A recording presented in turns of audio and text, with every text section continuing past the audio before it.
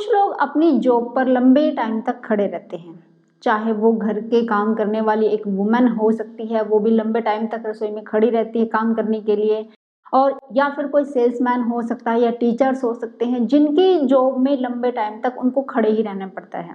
तो आपने देखा होगा कि कुछ ही दिनों बाद यानी कुछ साल तक उन्होंने ऐसे खड़े होकर डेली काम किया और उसके बाद उनको कम उम्र में ही बैक पेन का इश्यू रहने लगता है, यानी उनकी जो कमर है वो कमजोर होने लगती है। तो ऐसा क्यों होता है और इससे बचने के लिए हम क्या कर सकते हैं, क्योंकि सिर्फ बैक पेन की वजह से हम अपनी जॉब तो नहीं छोड़ सकते। एक औरत है तो वो काम को छोड़ के बैठ नहीं सकती है, उसको काम तो डेली करना ही है। तो इससे बचने के लिए अपनी जो बैक पेन है डेली का इश्यू बन चुका है उसको आप कैसे ठीक कर सकते हैं, उससे बचने के लिए आप सिर्फ एक एक्सरसाइज करिए और पूरे तरीके से अपने बैक पेन को ठीक कर सकते हैं, खड़े होकर काम भी कर सकते हैं। तो चलिए शुरू करते हैं इस वीडियो को।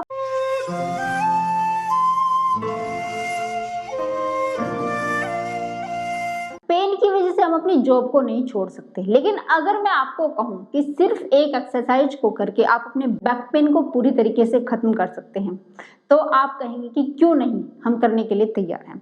तो ध्यान से देखिए इस वीडियो को, और जो मैं आपको बताने जा रही हूँ उसको आप डेली करना शुरू कर दीजिए, तो पूरे तरीके से अपने बैक पेन को आप रिड्यूस कर सकते हैं और अच्छे तरीके से खड़े होकर आप अपनी जॉब पे भी ध्यान दे सकते हैं।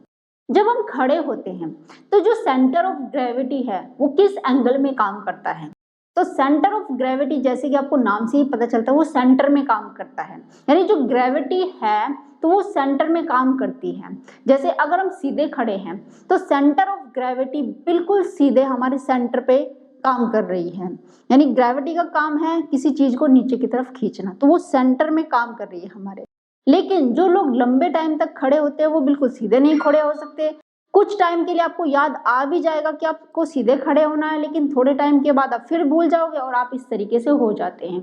आपने देखा होगा कि जो लोग बैठ के काम करते हैं, चेयर के ऊपर बैठे रहते हैं, तो उनको बोला जाता है कि आप सीधे होकर बैठिए, नहीं तो आपको भी बैक पेन का इश्यू हो जाएगा अपने गलत पोस्चर की वजह से। लेकिन जो लोग बैठने का काम करते हैं वो लंबे टाइम तक सीधे नहीं बैठ सकते, थोड़ी देर बाद भी भूल जाते हैं और फिर इस तरीके से स्लाउच कर लेते हैं।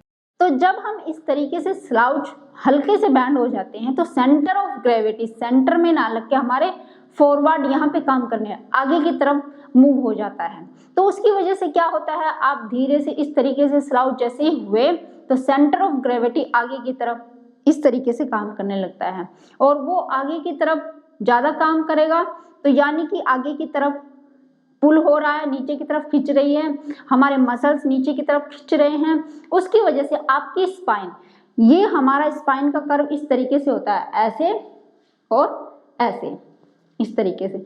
तो जब आप स्लाउच करते हैं तो सेंटर ऑफ ग्रेविटी इस तरीके से काम कर रही है, यानी हमारी जो ये कर्व है वो आगे की तरफ पुश हो रहा है, आगे की तरफ खींच रहा है इस तरीके से। तो हमारी स्पाइन जैसे सीधी है तो धीरे धीरे करके वो शॉर्ट होनी शुरू हो जाती है, क्योंकि सेंटर ऑफ ग्रेविटी की वजह से जो वर्टिब्रा है वो आपस में क्लोज हो रहे हैं। क्लोज होने की वजह से जो वर्टिब्रास के बीच में डिस्क होती है वो कंप्रेस हो रही है, और आपने देखा होगा कि जब हमारी स्पाइन शॉर्ट हो रही है तो उसकी वजह से जो स्पाइन के अराउंड हमारी वेन्स होती है जिनमें ब्लड का सर्कुलेशन हो रहा है तो वो भी कंप्रेस होने लगती है। उसकी वजह से ब्लड का सर्कुलेशन सही ना होने की वजह से हमें बैक पेन का इश्यू होने लगता है। अब आप कहेंगे कि बैक में ही क्यों पेन आता है, बैक में इसलिए पेन आता है क्योंकि जो ये इस तरीके का कर्व है, इस तरीके का कर्व है तो वो हल्का सा अंदर की तरफ खिंच जाता है। सेंटर ऑफ ग्रेविटी इस पार्ट को खींचने की वजह से ये पार्ट हमारा पीछे की तरफ खींचने लगता है, और पीछे की तरफ खींचने की वजह से यहाँ पर जो वेन्स होती हैं उनके ऊपर ज्यादा कंप्रेशन आ जाता है और इसकी वजह से हमारे बैक में पेन होने लगता है।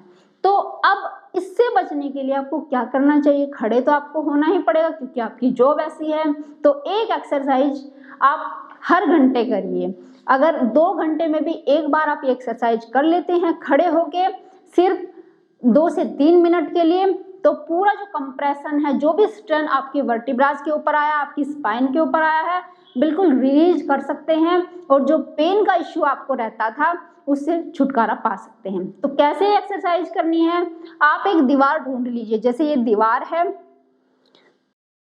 उसके पास आपको इस तरीके से खड़े हो जाना, दोनों हाथों को दीवार के ऊपर रखना है ऐसे, बिल्कुल आपको सीधे खड़े होना है और उसके बाद आपकी जो कमर वाला हिस्सा है उसको अंदर की तरफ पुश करना है ऐसे। आपका जो बटक एरिया उसको अंदर की तरफ पुश करिए ऐसे, इस तरीके से पुश करना है अंदर की तरफ। छाती, आपकी छाती बिल्कुल सीधी होनी चाहिए, छाती को पुश नहीं करना है। आपका जो कमर वाला हिस्सा है, आपके बटक है, उसको अंदर की तरफ पुश करना है। जितना आप कर सकते हैं उतना करना है, अंदर की तरफ पुश करना है। आपकी लेग बिल्कुल सीधी रहेंगी और इस तरीके से अंदर की तरफ पुश करना है। रिलीज करने हैं, कुछ सेकंड के बाद रेस्ट लेने के बाद फिर से करेंगे। बैंड नहीं करना है लेकिन अंदर की तरफ धकेलना है, जैसे आप अपने बटक को अंदर की तरफ प्रेस कर रहे हैं। और 10 सेकंड यहाँ आप होल्ड करेंगे और उसके बाद वापस। तो इस तरीके से आपको कम से कम 5 रेपिटेशन करने हैं हर 1 घंटे में। जब भी आपको जैसे 1 घंटा हो जाए खड़े खड़े, आपकी स्पाइन पे स्ट्रेन आने लगे, तभी आप ये एक्सरसाइज कर सकते हैं। कम से कम 5 रेपिटेशन एक टाइम में जरूर करें। और अगर आपको ऐसे हर घंटे में टाइम नहीं मिल रहा तो दिन में 2 से 3 बार ये एक्सरसाइज जरूर करें। तो इस तरीके से आप अपना जो आपकी जॉब है खड़े होने का, उस पर आप अच्छे तरीके से ध्यान भी दे सकते हैं, टाइम दे सकते हैं, क्योंकि आप अपनी बॉडी को रिलैक्स कर रहे हैं, बार बार रिलैक्स कर रहे हैं, तो बॉडी के ऊपर ज़्यादा स्ट्रेन नहीं आएगा, आपका पेन नहीं बढ़ेगा ये एक्सरसाइज करने के बाद। और जैसे जैसे आप ये एक्सरसाइज करने की आदत डाल लेते हैं, आप डेली करते हैं, तो बिल्कुल आप अपने बैक पेन का जो इश्यू है उसे पूरे तरीके से खत्म कर सकते हैं। तो वीडियो कैसी लगी जरूर बताना। वीडियो अगर आपको पसंद आई होगी तो इसको लाइक शेयर जरूर करना। अगर आप चैनल पे नहीं है तो चैनल को सब्सक्राइब करना मत भूलना। फिर मिलती हूँ नेक्स्ट वीडियो में, तब तक के लिए बाय बाय।